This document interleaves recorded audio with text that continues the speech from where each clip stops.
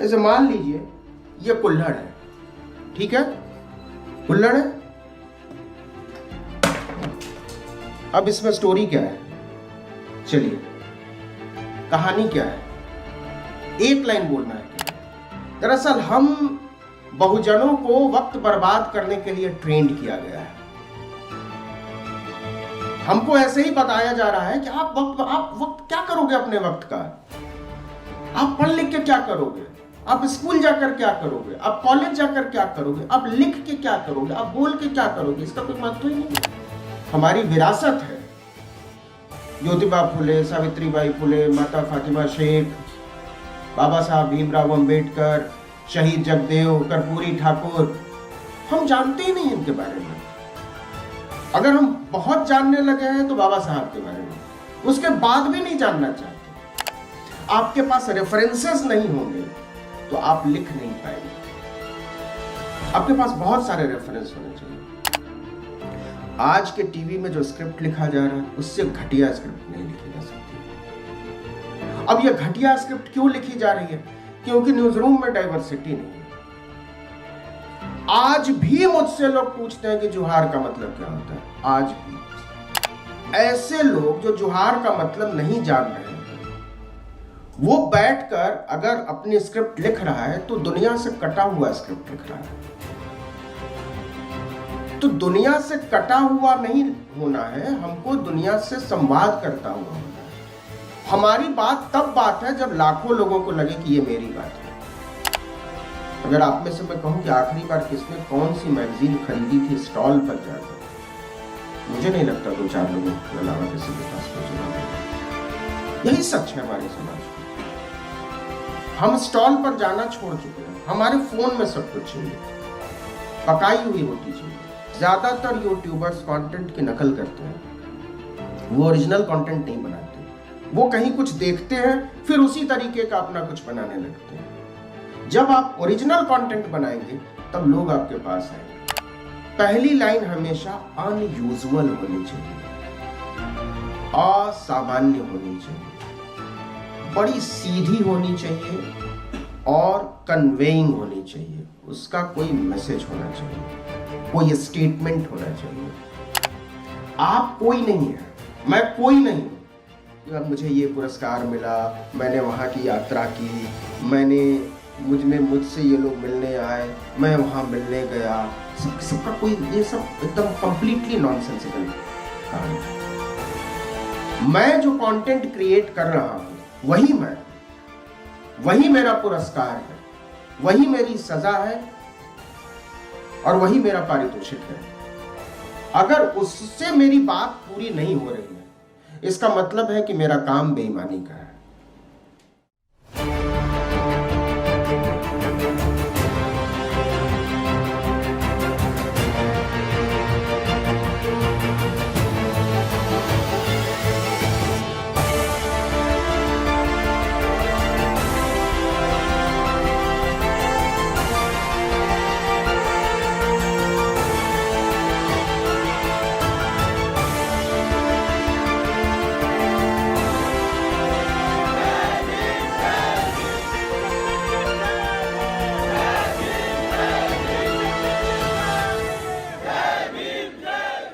तो अभी फिर से स्वागत आपका अगली क्लास में। और आज की जो सेकंड क्लास है वो स्क्रिप्ट लिखने पर है। स्क्रिप्ट लिखना बेहद इंपॉर्टेंट हो जाता है उन लोगों के लिए जो न्यूज़ रिपोर्टिंग करते हैं या पैकेज लिखते हैं, इस तरह का वीडियो फॉर्मेट में कंटेंट बनाते हैं जिसमें स्क्रिप्टिंग की ज़रूरत होती है। और स्क्रिप्टिंग पे जो न्यूज़ इंडस्ट्री में, भारत के मीडिया में जो सबसे चर्चित नाम है नवीन कुमार, वो हमारे साथ में हैं। और इनकी स्क्रिप्टिंग के जितने भी पत्रकार होंगे जो मीडिया से जुड़े होंगे वो लोग जानते होंगे कि हम सब इनके स्क्रिप्टिंग के दीवाने हैं। हमें क्लासरूम से लेके अलग अलग न्यूज़ चैनल्स में नौकरी करने के दौरान ये जब हमारी स्क्रिप्टिंग थोड़ी ऊपर नीचे होती थी, थोड़ी उसमें कुछ कमी पेशी होती थी, तो हमको डांट के ये बताया जाता था कि अगर स्क्रिप्टिंग करनी है, स्क्रिप्ट लिखना है तो नवीन कुमार का शो देखो, उसकी स्क्रिप्टिंग देखो और कुछ सीखो। तो वो शानदार व्यक्तित्व आज हमारे बीच में है और वो आपको स्क्रिप्टिंग पे क्लास देने वाले हैं। और मीडिया में मेरी चंद जो चहेती पर्सनैलिटीज़ हैं, वैसे तो आप जानते हैं भारत के मीडिया में मुझे बहुत सारे लोग पसंद नहीं हैं, लेकिन चंद लोग ऐसे हैं जो मेरे बहुत करीबी हैं और बहुत मेरे कहें कि पसंदीदा सेलिब्रिटीज़ हैं, जर्नलिस्ट हैं। उनमें नवीन सर एक हैं। तो आज आपको एक गेस्ट के तौर पे बुलाना हमारे लिए सम्मान की बात है सर। मैं अपनी साथी बबीता से चाहूँगा कि वो इन्हें इंट्रोड्यूस करें। Thank you Sumit. Naveen sir के बारे में बहुत छोटा इंट्रोडक्शन नहीं है, वैसे तो बहुत बड़ी शख्सियत है, लेकिन उनके बारे में कुछ लाइनें हमने लिखी हैं। नवीन सर पत्रकारिता के क्षेत्र में ऐसे शख्सियत हैं जो परिचय के सच में मोहताज नहीं है। आर्टिकल 19 इंडिया जैसे प्रसिद्ध मीडिया संस्था वो चला रहे हैं, उसके संपादक हैं, संस्थापक हैं। यूट्यूब पर उनके वीडियो बहुत ज़्यादा देखे जाते हैं, बहुत ज़्यादा कमेंट्स लाइक आते हैं। सर को 20 साल से ज़्यादा मीडिया जगत में काम करते हुए हो गया है। उन्होंने एबीपी, आज तक, न्यूज़ 24, इंडिया टीवी, सहारा समय, न्यूज़ एक्सप्रेस समेत कई बड़े संस्थानों में काम किया है। एंकरिंग और रिपोर्टिंग के अलावा स्क्रिप्टिंग में भी सर का सच में कोई जवाब नहीं है।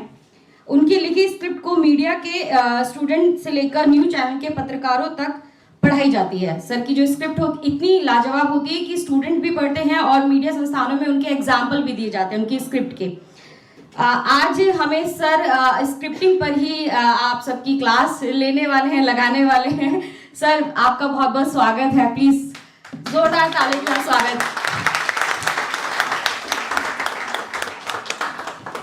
आप अपने सवाल लिखते रहें, साथ साथ में क्वेश्चन आंसर सेशन में सर उनका जवाब देंगे। Sir over to you. Thank you Sumit, thank you Babita. कुछ ज़्यादा हो गया। एक तो सब लोग इस हैंगओवर से बाहर निकल जाइए कि स्क्रिप्टिंग या कंटेंट क्रिएशन कोई आसमानी चीज़ है जिसको कुछ ही लोग कर सकते हैं और बाकी के लोग या तो नहीं कर सकते हैं और कर सकते हैं तो बहुत अच्छा नहीं कर सकते।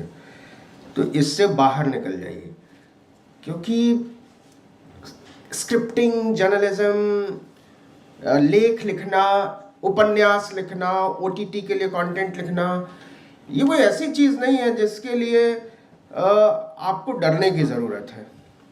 इसमें आपके तजुर्बों का संसार बहुत समृद्ध होना चाहिए, और जितना समृद्ध होना चाहिए उससे ज़्यादा अलग होना चाहिए।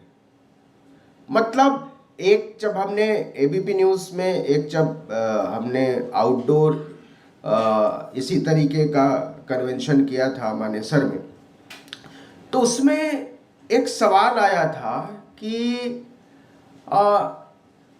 नॉर्मल इज नॉट गुड, जो सामान्य है वो अच्छा नहीं है। तो फिर क्या किया जाए? लेकिन लगता है कि पूरी लड़ाई जो है ना वो सामान्य बने रहने की है। हम सामान्य ही तो बने रहना चाहते हैं, हम असामान्य महसूस करते हैं या हमको महसूस कराया जाता है। वो चाहे शोषण की वजह से हो, चाहे अधिकार छीनने की वजह से हो, चाहे कम मजदूरी या वेतन तनख्वाह मिलने की वजह से हो, इक्वल अपॉर्चुनिटी न मिलने की वजह से हो, जो भी है कारण, जो भी है। लेकिन सच यह है कि हम सामान्य महसूस नहीं करते। देखिए, एक तो ये कि जब आप लिखने बैठे, आप में से कितने लोग हैं जो आज का अखबार पढ़कर आए हैं? ईमानदारी से हाथ उठाइए। कितने लोगों ने कल का अखबार पढ़ा था? 3 लोगों ने।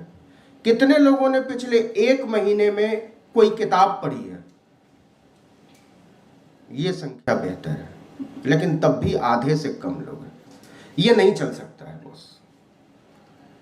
ये इसलिए नहीं चल सकता कि जब आप पढ़ेंगे नहीं, जब आप लिखेंगे नहीं, जब आप सोचेंगे नहीं, आपके शब्द खत्म हो जाएंगे। आप एक ही चीज रिपीट करेंगे, और जब आप रिपीट करने लगेंगे ना तो लोग बोर हो जाएंगे आपकी बातों से।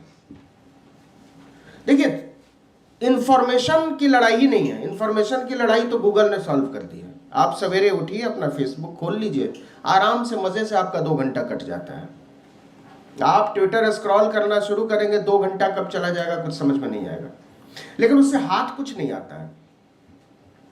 हाथ तब आता है क्योंकि वही इंफॉर्मेशन किसी कंटेंट में आपके सामने आता है तो आपको लगता है अरे यार ऐसे तो हमने सोचा नहीं। तो कैसे इंफॉर्मेशन को प्रेजेंट किया जाए, कैसे इंफॉर्मेशन को एनरिच किया जाए रिसर्च के साथ, कैसे इंफॉर्मेशन को ज्यादा अच्छा, मतलब सुनने में अच्छा, देखने में अच्छा, महसूस करने में अच्छा बनाया जाए। कोलंबिया स्कूल ऑफ जर्नलिज्म में एक रिसर्च हुआ जिसमें कहा गया कि भारत में वाव जर्नलिज्म चल रहा है। वाव जर्नलिज्म का मतलब क्या होता है कि आप कोई भी कंटेंट देखिए और कहिए वाव। एक आदमी 200 रोटी खाया जाता है, आप देखिए जाकर 14 मिलियन व्यूज हो जाएंगे अगर कल डला है तो। वाव, 200 रोटी एक आदमी खा जाता है। मैं एक वीडियो देख रहा था कुछ दिन पहले और वो वीडियो ये था कि एक आदमी है, वो उसका दावा ये है कि अंडा बिना उबले हुए छील देगा। मैं देखने लगा उस वीडियो को, मैंने कहा, और उसके इसलिए 1 घंटा पहले डाला था, उसके कई मिलियन व्यूज थे। तो मुझे ऐसा क्या है इस वीडियो में। तो उसमें क्या किया कि उसने एक अंडा लिया, उसको एक क्ले पॉट में, मिट्टी के बर्तन में डाल दिया, उसमें 2 बोतल उसने कोका कोला डाल दिया, उसमें कुछ सिरका डाल दिया, उसमें कुछ और डाल दिया, और 6 अंडे थे। और उसको मतलब धड़ाधड़ लोग देख रहे थे। मुझे लगा कि यार 6 अंडा था, इसको बिना उबले छीलना था, तो 2 सीसी इसने कोका कोला डाल दिया तो 40 रुपए का वो डाल दिया, इनो डाल दिया 6-7 पैकेट तो 3 रुपये, अभी मान लीजिए तो 20 रुपए का वो, तो 50 रुपए का तो उसने मसाला डाल दिया, कुछ मेंटोस टाइप की चीज उसने डाली 3-4 पैकेट तो वो भी 20। हमने बोला ये 70 रुपया का तो ये छीलने में डाल दिया और अंडा है 40 रुपए का। तो हम लोग ये जो एक्सपेरिमेंट है ना, हम लोग भी ऐसे ही अंडा छील रहे हैं कि बिना उबले हुए छीलने में बड़ा इंटरेस्ट आता है लोगों का। लेकिन सच ये है कि अंडा छीलने की चीज नहीं है, अंडा खाने की चीज है। वो सस्ता से सस्ता मिलना चाहिए, वो प्रोटीन का रिच सोर्स है। और इस तरीके के कंटेंट बनाकर हमको बेवकूफ बनाया जा रहा है। और ज्यादातर इसको देखने वाले जो लोग हैं वो गांव के लोग हैं, वो कम पढ़े लिखे लोग हैं। कोई पढ़ा लिखा समझदार तमीजदार आदमी इन सब चीजों में नहीं फंसता, उसको पता है वक्त की बर्बादी है। दरअसल हम बहुजनों को वक्त बर्बाद करने के लिए ट्रेंड किया गया है। हमको ऐसे ही बताया जा रहा है कि आप वक्त क्या करोगे अपने वक्त का, आप पढ़ लिख के क्या करोगे, आप स्कूल जाकर क्या करोगे, आप कॉलेज जाकर क्या करोगे, आप लिख के क्या करोगे, आप बोल के क्या करोगे, इसका कोई महत्व ही नहीं है। और यह बात हमको इतना ठूस ठूस के बता दिया गया है ना कि हम लिखना, बोलना, पढ़ना सब भूल गए। हमारा जो रिच, हमारी विरासत है, ज्योतिबा फुले, सावित्रीबाई फुले, माता फातिमा शेख, बाबा साहब भीमराव अंबेडकर, शहीद जगदेव, कर्पूरी ठाकुर, हम जानते ही नहीं इनके बारे में। अगर हम बहुत जानने लगे हैं तो बाबा साहब के बारे में, उसके बाद भी नहीं जानना चाहते।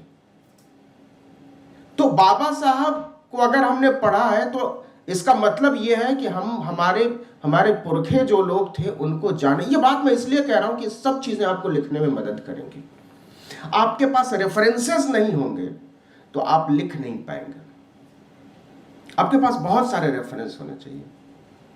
हाँ, जैसे मान लीजिए आप भूल जाइए कि आप क्या कंटेंट बना रहे हैं, आप डेड कंटेंट को जिंदा कैसे करेंगे, एक मरा हुआ कंटेंट, और आपको लगता है कि यह दुनिया तक पहुंचना चाहिए।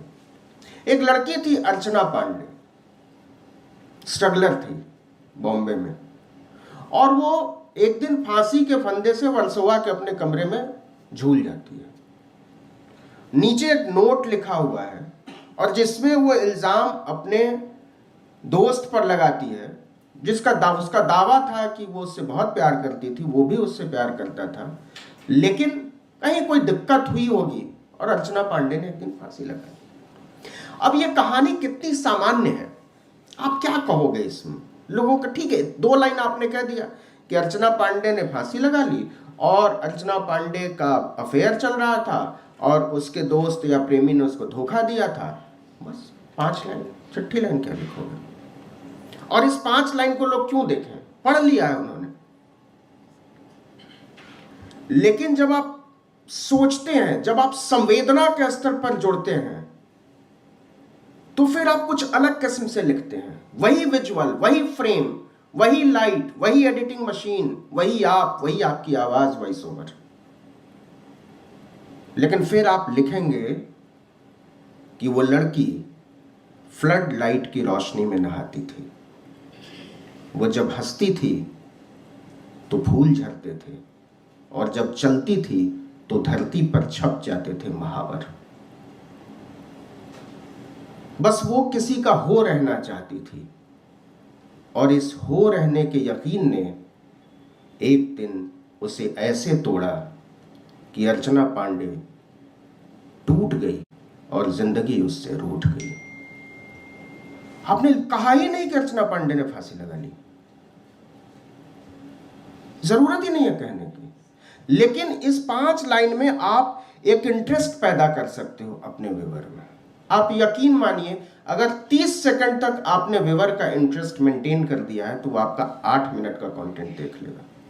लेकिन अगर उस 30 सेकंड में आपका व्यूअर लूज कर गया है इंटरेस्ट, और मैं ये मानने को तैयार नहीं हूं कि आपका व्यूअर जो है वो इस वजह से आपको नहीं देख रहा है कि उसमें दिक्कत है। 2 वजहों से कंटेंट लोग नहीं देखते। एक, आप अपना टारगेट ऑडियंस नहीं जानते हैं। आज आपने कंटेंट बनाया कि बाहर सड़क पर फूल बिक रहा है, अगले दिन आपने कंटेंट बनाया कि यमुना में बाढ़ आई हुई है, तीसरे दिन आपने कंटेंट बनाया कि वहाँ दलितों का शोषण हो रहा है, चौथे दिन आपने कंटेंट बनाया कि जंतर मंतर पर प्रदर्शन चल रहा है। इसका मतलब यह आपका टारगेट ऑडियंस क्लियर नहीं है। आप पहले बैठकर आराम से ये तय करिए कि आप अपना कंटेंट किसको दिखाना चाहते हो, वो क्या देखना चाहता है, आप जो दिखाना चाहते हो उसमें उसका इंटरेस्ट है भी कि नहीं। जब तक आप अपने ऑडियंस को समझोगे नहीं, तब तक आप बहुत सारे प्रेशर को दरकिनार नहीं कर पाओगे। अब प्रेशर से क्या मतलब है? प्रेशर से मतलब हम लोग बहुत सारे कंटेंट ऐसे बनाते हैं जिसके लिए हम लोग को बहुत गालियां पड़ती हैं, लेकिन हम उसकी परवाह नहीं करते। परवाह इसलिए नहीं करते कि हमें पता है वो हमारा टारगेट ऑडियंस नहीं है। हमें कोई, मेरा व्यूअर जो मेरा टारगेट ऑडियंस है, वो अगर मुझसे किसी बात पर नाराज है, then I will have to rethink. फिर से मुझे सोचना पड़ेगा। लेकिन अब सवाल है कि कैसे लिखा जाए। तो आप में से हर एक आदमी जो है वो डाइवर्स बैकग्राउंड से, ये आज का टेलीविजन मीडिया वर्स्ट स्क्रिप्टिंग का मीडिया है। आज के टीवी में जो स्क्रिप्ट लिखा जा रहा है उससे घटिया स्क्रिप्ट नहीं लिखी जा सकती है। अब ये घटिया स्क्रिप्ट क्यों लिखी जा रही है? क्योंकि न्यूज रूम में डाइवर्सिटी नहीं है। आज भी मुझसे लोग पूछते हैं कि जोहार का मतलब क्या होता है। आज भी आप सोचिए कि ऐसे लोग जो जोहार का मतलब नहीं जान रहे हैं, वो बैठकर अगर अपनी स्क्रिप्ट लिख रहा है तो दुनिया से कटा हुआ स्क्रिप्ट लिख रहा है। तो दुनिया से कटा हुआ नहीं होना है, हमको दुनिया से संवाद करता हुआ होना है। हमको लगे हमारी बात तब बात है जब लाखों लोगों को लगे कि ये मेरी बात है। क्योंकि हम जो काम कर रहे हैं वो केवल और केवल एक नौकरी, कुछ पैसे कमाने या पॉपुलर होने का सवाल नहीं है मेरे भाई। हम जो काम कर रहे हैं हम इसलिए कर रहे हैं कि उससे हम उम्मीद करते हैं कि समाज में कुछ फर्क पड़ेगा, और समाज में तब फर्क पड़ेगा जब हम अपनी ईमानदारी से अपनी कहानी कहेंगे। हर एक आदमी के पास बेहिसाब कहानी है। आपको लोगों के पास पहुंचना पड़ेगा, तब आपको भाषा मिलेगी, नहीं तो आप किताबी भाषा में खो जाओगे। और किताब, मैगजीन, पत्रिकाएं आप पढ़ना भूल चुके हैं, आप अपनी आदत में शामिल भी नहीं करना चाहते। माफ कीजिएगा, ये खराब बात है, सुनने में ठीक नहीं लगता, लेकिन सच यही है। अगर आप में से मैं कहूं कि आखिरी बार किसने कौन सी मैगजीन खरीदी थी स्टॉल पर जाकर, मुझे नहीं लगता 2-4 लोगों के अलावा किसी के पास कोई जवाब होगा। यही सच है हमारे समाज का। हम स्टॉल पर जाना छोड़ चुके हैं। हमारे फोन में सब कुछ चाहिए, पकाई हुई रोटी चाहिए। और माफ कीजिएगा, ज्यादातर यूट्यूबर्स कंटेंट की नकल करते हैं, वो ओरिजिनल कंटेंट नहीं बनाते। वो कहीं कुछ देखते हैं फिर उसी तरीके का अपना कुछ बनाने लगते हैं। जब आप ओरिजिनल कंटेंट बनाएंगे तब लोग आपके पास आएंगे। आपको नकल करने की जरूरत ही नहीं है। आपका तो तजुर्बे का संसार इतना बड़ा है जिसका कोई हिसाब है। मैं पढ़ाता था कुछ समय के लिए, कुछ क्लासेस मैंने लिए, और मैंने वहाँ एक दिया होमवर्क करने के लिए। होमवर्क ये था कि तुम किसी ऐसे अपने घर से वॉकिंग डिस्टेंस पर किसी आदमी की कहानी बताओ, जाकर शूट करो, जो कोई दुकान चलाता हो, और दुकान निश्चित तौर पर रेहड़ी पटरी वाली होनी चाहिए, और उसके पास बैठने के लिए टूल भी नहीं हो, वो खड़ा होकर अपना धंधा करता है। वो चाहे पानी पूरी बेचता हो या चाट बेचता हो, कुछ और करता, लेकिन वो उसके पास बैठने की जगह नहीं होती। और जाकर उसको शूट करो। लोग पहली बार आए, वो तो बात करने को तैयार नहीं। हमने इसका मतलब ये है कि उसको कंफर्ट नहीं दिया तुमने, उसको कंफर्ट दो। फिर मैंने मैंने कहा चलो देखते हैं क्या बात करते हैं। हम एक मोची के पास गए जो जूते सिलता था। तो हमने पूछा कि भाई ये चप्पल बना दोगे? तो उसने कहा हाँ। तो हमने पूछा कितने पैसे? तो बोला 30। तो मैंने कहा बस 30? तो उसने ऊपर से नीचे तक देखा और बोला आप यहीं रहते हैं? मैंने बोला हाँ। तो उसने कहा नहीं, आप यहाँ नहीं रहते। तो मैंने पूछा क्यों, ऐसा क्यों लगा? बोला अगर आप यहाँ के रहने वाले होते ना और मैंने बोला होता 30, तो तुरंत सामने वाला बोलता नहीं 20। हमने बोला अच्छा, तो बड़ा खराब बात है, नहीं होना चाहिए ऐसा। बोला खराब तो है लेकिन ऐसा ही है। फिर वो बीड़ी पी रहा था, मैं बीड़ी नहीं पीता। मैंने कहा बीड़ी पिलाओगे? तो उसने कहा हाँ पीजिए। उसको बड़ा अच्छा लगा, उसके साथ किसी ने बीड़ी शेयर की। फिर मैं बैठ गया उसके पास, मैंने बात करना शुरू किया, कहाँ के रहने वाले हो? वो उत्तर प्रदेश में कहीं का रहने वाला था। कितने साल पहले आए थे? तो 30 साल पहले आए थे। बच्चे क्या करते हैं? सब पढ़े लिख के सेटल हो गए। आप ऐसे? अरे हमारी तो बड़ी सी दुकान थी, वो तो सब शहर बढ़ने लगा तो सब बिक गया, बच्चे भी अब कहाँ सुनते हैं, लेकिन ठीक है हम मियाँ बीवी हैं। हमने उससे 40 मिनट बात की। 40 मिनट बात की तो मेरे पास ग्लोबलाइजेशन का पूरा कॉन्सेप्ट था कि शहरीकरण ने और ग्लोबलाइजेशन, वैश्वीकरण के विस्तार ने, खुले बाजार ने कैसे मेहनत कश लोगों को तबाह किया है। और जब मैं मेहनत कश कह रहा हूं तो वो निश्चित तौर पर दलित और आदिवासी। ये कहानी आप तक तब पहुंचेगी जब आप अपने सोर्स को विश्वास में लेंगे कि वो अपना दर्द आपसे बांटे। हम दर्द बांटने आए हैं, हम लोगों को यकीन दिलाने आए हैं कि हमारे पास आपकी कहानी कहने का हुनर है और इससे दुनिया को फर्क पड़ेगा, और तब वो आपको अपनी कहानी बताएगा। अब कहने के लिए ये बात बड़ी साधारण है, लेकिन जब आप इसको लिखने बैठोगे तो लगेगा इसको कैसे लिखा जाए। सब हो गया, शूट भी हो गया, बातचीत भी कर ली, अब इसको कहा कैसे जाए। तब चैलेंज आपके सामने आएगा। पहली लाइन, अगर हम लोगों को पढ़ाया जाता था तो कहा जाता था कि अगर आपने पहली लाइन लिख ली है स्क्रिप्ट की तो आपने आधी स्क्रिप्ट लिख ली है। वो पहली लाइन क्या होनी चाहिए? पहली लाइन हमेशा अनयूजुअल होनी चाहिए, असामान्य होनी चाहिए, बड़ी सीधी होनी चाहिए और कन्वेइंग होनी चाहिए। उसका कोई मैसेज होना चाहिए, कोई स्टेटमेंट होना चाहिए। जैसे फिलिस्तीन और इजराइल के बीच क्लैश चल रहा है, तो अब वहाँ आपके सामने दिक्कत तब आएगी जब आप एक ही तरह का कंटेंट रोज बनाने चलेंगे। जैसे किसान आंदोलन चल रहा था, जैसे जंतर मंतर पर आंदोलन चलता है, 10-10 दिन, 20-20 दिन किसान आंदोलन तो साल भर चला। जब आप रोज किसान आंदोलन जाएंगे तो लगेगा कि यार कल भी तो यही किया था, कि किसान बहुत सारी संख्या में बैठे हुए हैं, खाना बन रहा है, लोग खा रहे हैं, भाषण दे रहे हैं, लोग आ रहे हैं, क्या और क्या करें। आपको लगेगा कि हमको तो जो कहना था हम कह चुके, कोई नई बात मेरे पास नहीं। लेकिन ये चैलेंजिंग है। नई चीज आपको वहां अपने स्क्रिप्ट से लानी होगी। हाँ, जैसे किसान आंदोलन को लेकर, अब जैसे मैं एक कहानी बताता हूँ आपको, इससे आपको आइडिया मिलेगा।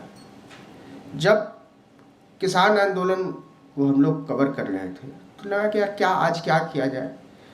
तो मैंने देखा कि एक बच्चा था, उसने अपनी साइकिल पलट दी थी और वो खेल रहा था, उसका पैडल चला रहा था और वो पहिया घूम रहा था। तो हमने क्या किया कि मैंने बोला तो ऐसे करो, मैंने कैमरा पर्सन को कहा कि इसको शूट करो, पहले लॉन्ग शॉट लो, बच्चा पहिया पूरा साइकिल और ये, फिर थोड़ा क्लोज जाओ, फिर पहिए पर जाओ और उसके बाद स्टेज की तरफ जाओ। तो और उसके बाद पहली लाइन जो स्क्रिप्ट की आती है कि किसान आंदोलन की हालत इस पहिए की तरह है जो 29 दिनों से चल तो रहा है लेकिन कहीं पहुंच नहीं रहा।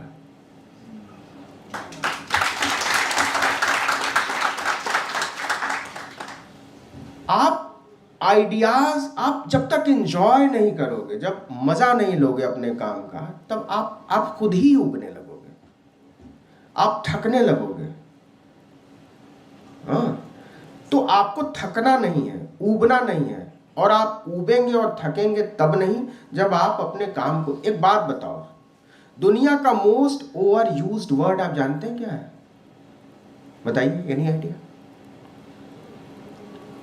सबसे ज्यादा जिस लाइन का इस्तेमाल किया गया दुनिया, हाँ, सॉरी। और बताइए, हाँ, sorry, thank you, thank you. और ठीक है। इस संसार में सबसे ज्यादा ओवर यूज्ड वर्ड अगर कोई है तो वह है आई लव यू। हाँ, पता नहीं किसने ये बोला होगा पहली बार और उसके बाद इसका कोई सब्स्टिट्यूट नहीं बन रहा है, इसका कोई विकल्प नहीं है। लेकिन एक बात बताइए, आज तक कोई आदमी आपको ऐसा मिला है, कोई लड़की, कोई लड़का ऐसा मिला है जो आपको कहे कि यार मेरी जिंदगी में प्यार जरूरत से ज्यादा है? कोई मिला आज तक? नहीं मिला ना। प्यार एक ऐसी चीज है जो किसी को कभी ज्यादा नहीं पड़ता। आप जितना दे दो वो सब हजम हो जाता है, और चाहिए होता है। तो यही क्रिएटिविटी है, यही। और किसी भी चीज को मानो, आप वॉइस ओवर मानो, आप स्क्रिप्टिंग मानो, आप एंकरिंग मानो, आप कुछ भी करो, इट्स लाइक मदरहुड। ठीक है, एक माँ क्या करती है? अपने गर्भ में अपने बच्चे को पालती है। जो माँ जो औरत पूरी जिंदगी अपना ख्याल नहीं रखती, जब वो गर्भवती होती है तो अपना बहुत ख्याल रखती है। वो अच्छा खाना खाती है, खुश रहने की कोशिश करती है, बहुत सारी चीज़ें, ऐसी चीज़ें करती हैं जो शायद वो आम समय में नहीं करती। क्यों? क्योंकि उसको लगता है कि इससे उसके बच्चे को खुशी मिलेगी, उसका बच्चा हेल्दी होगा, उसका बच्चा सुंदर होगा। और कोई भी माँ आज तक कोई ऐसी औरत मिली है आपको जो कहे कि नहीं, मैं चाहती हूँ मेरा बच्चा कुरूप हो, जो मेरा बच्चा अच्छे दिमाग वाला ना हो, मेरा बच्चा आगे ना बढ़े? दुनिया की हर औरत को अपना बच्चा सबसे सुंदर लगता है, सबसे बुद्धिमान लगता है, सबसे काबिल लगता है। तो हम क्रिएटर्स जो है ना, हम एक मदरहुड से गुजर रहे लोग हैं। फील लाइक अ मदर, मां की तरह महसूस करो। और आप जो क्रिएट करने जा रहे हो वो आपका बच्चा है। और एक मां जैसे नहीं चाहती है कि उसका बच्चा अपाहिज हो, लूला लंगड़ा हो, कम दिमाग वाला हो, कम सुंदर हो, वैसे ही हमें ये अधिकार नहीं है कि हम सोचें कि हमारी किसी कमतरी की वजह से, हमारी कम तैयारी की वजह से, हमारी नासमझी की वजह से हमारा कंटेंट खराब हो, कुरूप हो, लूला लंगड़ा हो। तो ये एक जिम्मेदारी का काम है। कहने का मतलब ये है, हम सबको जिम्मेदारी के साथ ये करना पड़ेगा। तो लेकिन अब नजरिया क्या है? इसको समझना बड़ा जरूरी है। तो हम लोग जो है ना, कभी भी तो 3 चीजें हमेशा याद रखना है। एक, नए शब्दों की तलाश, वो तब होगा जब आप नए समाजों से मिलेंगे, नई किताबों से मिलेंगे, इसका कोई दूसरा तरीका नहीं है। नंबर 2, नई कहानियों की तलाश। आपको अपनी जड़ों की तरफ जाना होगा, और जड़ों की तरफ जाना होगा इसका मतलब अपने पीछे भी देखना होगा, अपने आगे भी देखना होगा। हम बीच के लोग हैं, हम कड़ी हैं, और कड़ी पर जिम्मेदारी हमेशा बहुत ज्यादा होती है। और तीसरी बात और आखिरी बात वो ये है कि आपका आत्मविश्वास अपने आप को लेकर जिस घड़ी डगमगाएगा, आपका कंटेंट बता देगा आप कॉन्फिडेंट नहीं है। आप कोई नहीं है, मैं कोई नहीं हूं। आजकल बहुत ज्यादा ये बात सामने आ रही है, जैसे आप सोशल मीडिया में देखते रहिए कि अब मुझे ये पुरस्कार मिला, मैंने वहाँ की यात्रा की, मुझसे ये लोग मिलने आए, मैं वहाँ मिलने गया। सबका कोई, ये सब एकदम कंप्लीटली नॉनसेंसिकल काम है। मैं जो कंटेंट क्रिएट कर रहा हूँ वही मैं हूँ, वही मेरा पुरस्कार है, वही मेरी सजा है, और वही मेरा पारितोषिक है। अगर उससे मेरी बात पूरी नहीं हो रही है, इसका मतलब है कि मेरा काम बेईमानी का है। मैं जो बात कह रहा हूं उसमें लाखों लोगों को अपनी बात लग रही है, वही मेरी पहचान है। नवीन कुमार कोई नहीं है, बबीता कोई नहीं है, सुमित कोई नहीं है। ये लोग जो बात कर रहे हैं उसी में इनको खोजा जाएगा। आप चाहे जितने अच्छे कपड़े पहन लीजिए, आप चाहे जितना मेकअप कर लीजिए, चाहे जितनी लंबी गाड़ी में चल लीजिए, चाहे जितनी विदेश यात्राएं कर लीजिए, कोई फर्क नहीं पड़ता। कितने दिनों तक लोग याद रखते हैं। ये वो मुल्क है जहां लोगों ने इंदिरा गांधी को सजा दी, अटल बिहारी वाजपेयी को सजा दी। हाँ, ये वो मुल्क है जहां बड़े बड़े लोगों की जमानतें जब्त हो गई। तो फिर हम और आप तो कुछ भी नहीं है। तो इसलिए हमारे लिए स्क्रिप्ट मतलब बहुत सारे आइडियाज, बहुत सारी चीजें, बहुत सारी कविताएं, बहुत सारी कहानियां। जैसे अब आइडियाज की बात करते हैं। आज हम लोग जिस माहौल में काम कर रहे हैं उसमें आइडियाज कैसे आएंगे। जैसे एक काम करते हैं हम, इससे पता चलेगा, थोड़ा ओपन हाउस करते हैं, आप लोग भी थोड़ा इंटरैक्ट करिए, ठीक है, कि कैसे खबरें बनती हैं, खबरों को देखने का नजरिया क्या है, क्या होना चाहिए, क्या फैक्ट है, क्या फिक्शन है, कितनी भाषा होनी चाहिए, कितना उसमें तथ्य होना चाहिए, कितना रिसर्च होना चाहिए, कुछ होना चाहिए, ठीक है। जैसे मान लीजिए ये कुल्हड़ है, ठीक है, कुल्हड़ है। अब इसमें स्टोरी क्या है, चलिए कहानी क्या है, एक लाइन बोलना है केवल। कहानी क्या है बताइए, आराम से, घबराइए नहीं। या एक्चुअली सुमित कुमार जी आए, हम लोग को स्क्रिप्ट लिखना बता रहे थे। अभी क्या हुआ, अभी जो हुआ उसमें स्टोरी क्या है। एक कुल्हड़, अच्छा, एक कुल्हड़ ऊपर से गिरा के तोड़ा गया। चलिए दूसरा। एक कुल्हड़ को, गिलास को छोड़ा गया, जिसे कुल्हड़ टूट गया। नथिंग इज परमानेंट, अभी था अभी नहीं है। नहीं है। 3। आखिर कुल्हड़ क्यों टूटा। 4। और कोई। साथ क्या छूटा टूट गया। वाह। 5।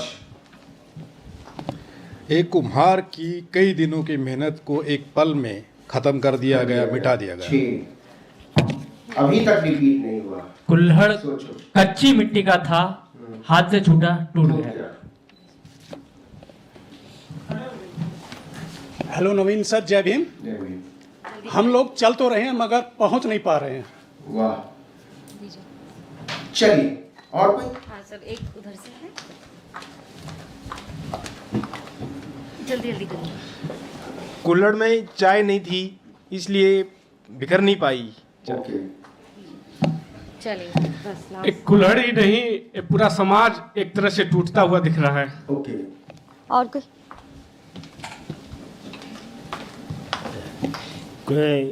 कुल्हड़ को हाथ में लेके नवीन सर ने जो है बताने की कोशिश की है।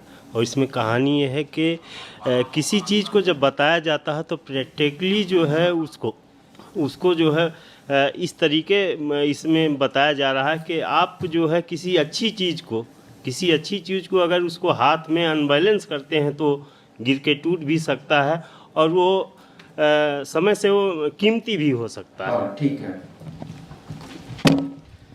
आखिर मिट्टी मिट्टी में मिल गई। Okay, last. सर वो जो कुल्हड़ था परिस्थितियों से लड़ने के लिए वो मजबूत नहीं था। देखो, सवाल नजरिए का था। ये एक्सपेरिमेंट हमने क्यों किया? हम एक डेलिकेट माहौल में चल रहे हैं जहां आप अगर तथ्य से समझौता करेंगे तो आप खतरे में हैं, है ना? आप कह रहे हैं मैंने कुल्हड़ को तोड़ दिया। सच ये नहीं है। सच ये है कि मैंने कुल्हड़ को सिर्फ उछाला था, वो अपने आप टूट गया। मेरा उसको तोड़ने का इरादा नहीं था। ये बात इसलिए कह रहा हूं कि आप लीगल टर्म्स में जब आप जाएंगे, आप हमेशा सोचना जो लिख रहे हो वो आपको लीगली बाउंड करेगा कहीं ना कहीं, केवल एथिकली नहीं। तो आपकी तैयारी इतनी अच्छी होनी चाहिए कि आपने कुल्हड़ तोड़ दिया या आपने कुल्हड़ को, यहां दो लाइनें बनती हैं कि आपने कुल्हड़ को उछाला तो आसमान की तरफ था, लेकिन आपको अच्छी तरह से पता था कि जब वो धरती पर गिरेगा तो टूटेगा। आपने कही वही बात है, लेकिन आपने मेरे इरादे पर केवल शक किया है। मैंने जो किया है उस पर नहीं। फैक्चुअली आप बिल्कुल सही होंगे। तब अच्छी स्क्रिप्ट हमेशा फैक्ट का बहुत ध्यान रखती है।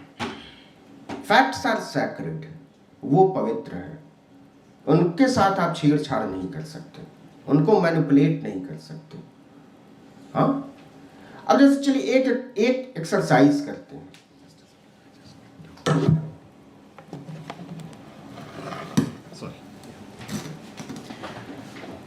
अब एक आपको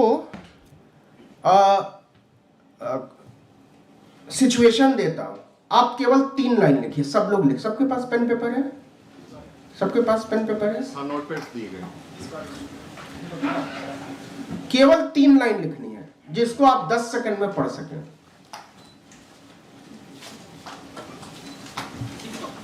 आपको बहुत ध्यान से पहली लाइन, दूसरी लाइन, तीसरी लाइन लिखनी है।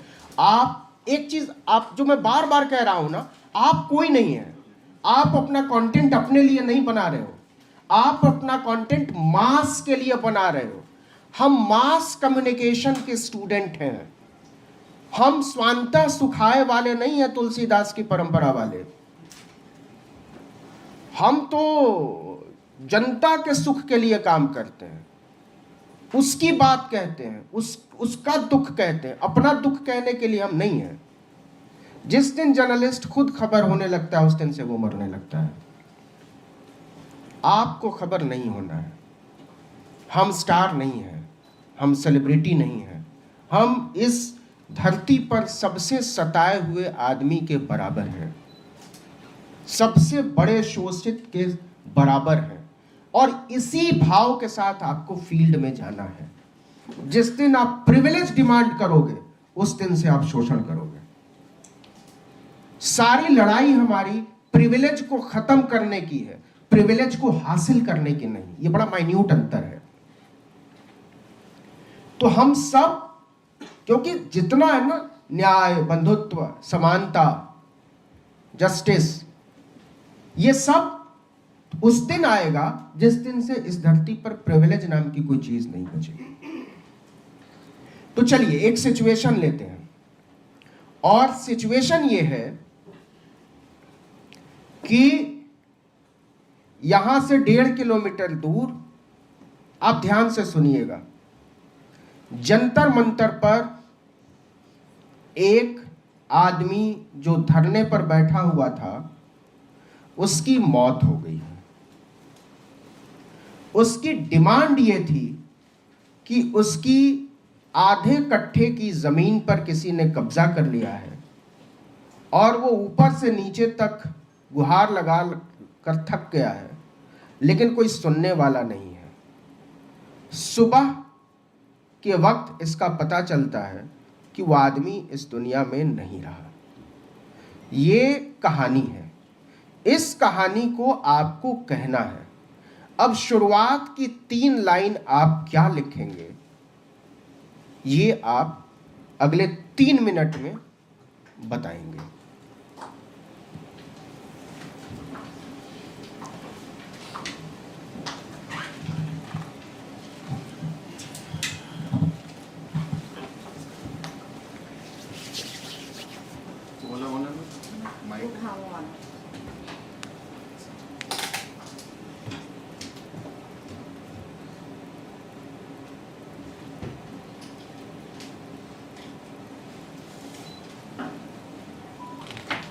मैं भी लिखता हूँ।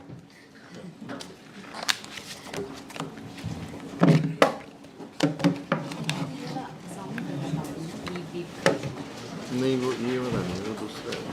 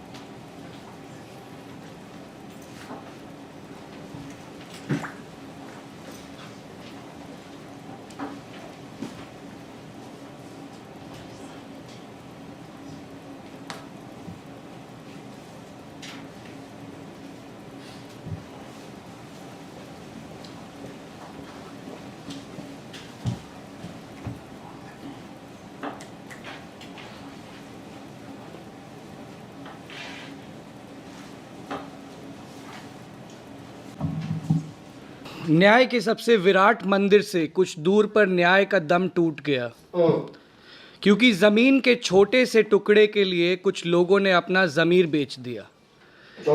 एक बीज अंकुरित होने से पहले ही जीवन विहीन हो गया और एक राष्ट्र निर्माता अपने पुरखों की भूमि पर बलि चढ़ गया। ओके, क्या नाम है आपका? कनिष्क। कनिष्क। चलिए नेक्स्ट, सब लोग पार्टिसिपेट करिए। कुछ अच्छा बुरा बहुत अच्छा कुछ नहीं है, हम लोग सीख रहे हैं। हाँ, माइक ले लीजिए। पास पकड़िए, आप मेरी हेल्प करो थोड़ा सा। हाँ। दिवंगत गरीब किसान ने अपनी जान इसलिए गंवाई कि वह एक मेमने के रूप में भेड़िए से गुहार लगा रहा था, जबकि भेड़िए का प्राकृतिक गुणधर्म नेचुरल इंस्टिंक्ट है कि वह मेमने का शिकार करेगा ही करता रहेगा। यह बात इस उदाहरण से समझी जा सकती है कि बिच्छू से मसाज की उम्मीद नहीं की जा सकती। अगर आप उसकी जान भी बचा रहे होंगे तो वो डंक ही मारेगा, क्योंकि डंक मारना बिच्छू का गुणधर्म नेचुरल इंस्टिंक्ट है। यहाँ इस स्टोरी में आप मुझे अपनी जिंदगी के 5 दिन दीजिए और इन 5 दिनों में मैं आप कृषक एक मेमना है और भारतीय शासक वर्ग जो उसको उसने जीवन भर संघर्ष किया, उसको अंत में अपनी जान गंवाना पड़ी, एक भेड़िया या बिच्छू की तरह है, इंडियन रूलिंग क्लास। अतः कृषक को चाहिए था बहुत लंबा हो गया। जी मैं पहले ही आपसे क्षमा मांगू, धरना की बजाय इस शासक वर्ग को चीन की सांस्कृतिक क्रांति की तरह ही समाप्त करने का प्रयास करना चाहिए था। Thank you. अब इतना लंबा आपने पढ़ा, अब बताइए, आप बताइए इन्होंने क्या पढ़ा? Ultimate solution. नहीं, इनको बोलने दीजिए। भेड़िया एक लाइन में यही है कहानी, और क्या कहा इन्होंने? किसी को भी दे दो बबीता, बताइए क्या बताइए इन्होंने क्या कहा? नहीं वही कहिए, उन्होंने क्या कहा जो उन्होंने बताया। कोई और बोलेगा? इतना लंबा। इसमें कुल मिलाकर ये सर बात समझ आ रही है कि जो मेमना है वो शिकार होता है और बिच्छू की फितरत पे यकीन नहीं किया जा सकता। ओके, देखिए कहानी ये है ना कि हमको अच्छा लिसनर तो होना है, लेकिन ये जर्नलिस्ट के तौर पर ये आप अपने व्यूअर से उम्मीद नहीं कर सकते कि वो अच्छा लिसनर होगा। तो आपने जो लिखा है, आपने जो कहा है, वो उसको समझे और ध्यान दे उस पर। ये उसकी नहीं, आपकी जिम्मेदारी है। और किसी ने क्या लिखा है? हाँ, देश की सत्ता से लेकर विपक्ष और समाज के बुद्धिजीवी के बगल में एक मेहनतकश किसान की जान चली गई। उसकी समस्या ये थी कि उनकी ज़मीन किसी ने कब्जा कर लिया और ये अपनी ज़मीन की न्याय की मांग कर रही थी। और कोई और एक्सरसाइज करेंगे, बाकी लोग उसमें इंटरेक्ट करेंगे, मतलब ऐसा नहीं है कि आखिरी है। नमस्कार, आप देख रहे हैं NB News 24/7 नीलम बोध के साथ। आइए लेकर चलती हूं मैं बीती रात के एक प्रकरण पर, जंतर मंतर। जी हां, वही जंतर मंतर पर जहां पर देश की आवाज बुलंद होती है।